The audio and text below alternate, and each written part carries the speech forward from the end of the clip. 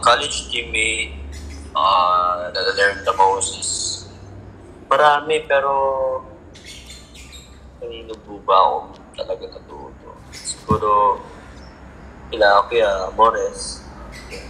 Si Kuya Mores.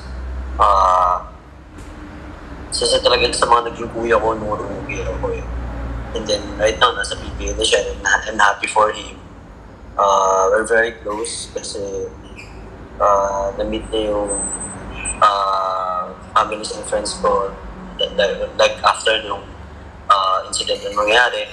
And then, talagang naging bonding kami kasi nagkasama kami sa mga laro sa labas dati before nung college kami. And then dun, marami siya sinasabi sa akin advice. And yung concern niya sa akin, like after nung nag-exit ako sa JRU, ramdam na ramdam ko. And yung love niya para sa akin is, until now, even though na busy siya sa BBA, he got 2 kids na ngayon. Congratulations, Kuya. Is there for me. And also kay Kuya Rai De La Rosa.